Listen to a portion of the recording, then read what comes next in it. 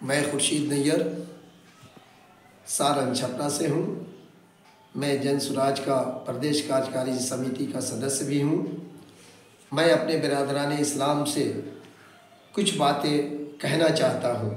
तबाह कर दिया अहबाब को सियासत ने, तबाह कर दिया अहबाब को सियासत ने, मगर मकान से झंडा नहीं उतरता है। मेरे दोस्तों, मेरे भाइयों, हमको 78 साल हो गया आज़ादी मिले, लेकिन ये 78 सालों में हम इन सेकुलर सरकारों के खोखले नारों के पीछे चलते रहे। मेरी पूरी कौम चलती रही, लेकिन ये हालात हो गए कि हम जब आज़ाद हुए थे तो हम नौकरियों में 15 से 17% थे। IAS हमारे 3% थे। उस वक्त MP हमारे 70 से 75 MP हुआ करते थे।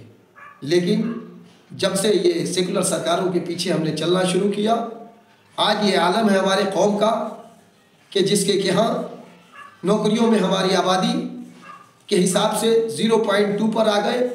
IAS IPS की तो बात छोड़ दीजिए, MP हमारे घटते घटते 25 पर आ गए, और गरीबी की तो बात ही न की जाए। अभी जो सरकारी सर्वे सब आए हैं उसमें ये कहा जा रहा है कि मुसलमानों की आबादी के आधा से ज़्यादा लोग जो है गरीबी रेखा से नीचे बसर कर रहे हैं। अब आप ये बताइए कि जिन सेकुलर सरकारों को आप वोट दे देकर सरकार में और सत्ता में बैठालते रहे, लेकिन उसने आपकी कोई सूध नहीं ली।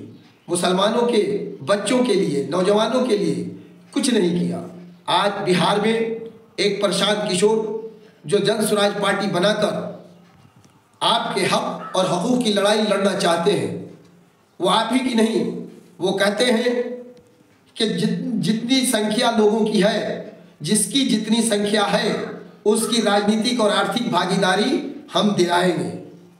प्रशांत किशोर और जन स्वराज पार्टी इसी के तहत एक मुहिम मुसलमानों के बीच छेड़ा है, और वो बेदारी कारवां के नाम से शुरू किया गया है कि वो बेदारी कारवां जो है वो घर घर जाकर मुसलमान भाइयों को जगाएगी और बताएगी कि भाई आपके साथ आज तक आपके हक की हक तलफी की गई है, आपका जो वाजिब हक है वो आपको नहीं मिला है।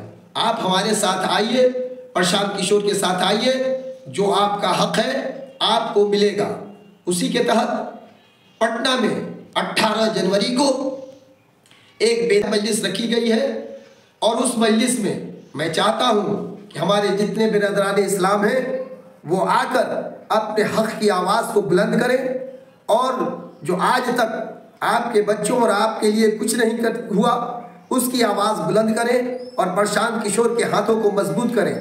मैं बस फिर अपने बिरादरान इस्लाम से दस्तबस्ता गुजारिश करता हूँ कि आप अपने हक के लिए, अपने बच्चों के फ्यूचर के लिए, अपने नौजवानों के फ्यूचर के लिए इस बेदारी कारवां में आकर अपनी आवाज़ को बुलंद करें और इस बेदारी कारवां को कामयाब बनाएं। और इस शेर के साथ आप लोगों से मैं जाना चाहता हूँ, इंशाअल्लाह 18 जनवरी को हज भवन पटना में आप लोगों से फिर मुलाकात होगी।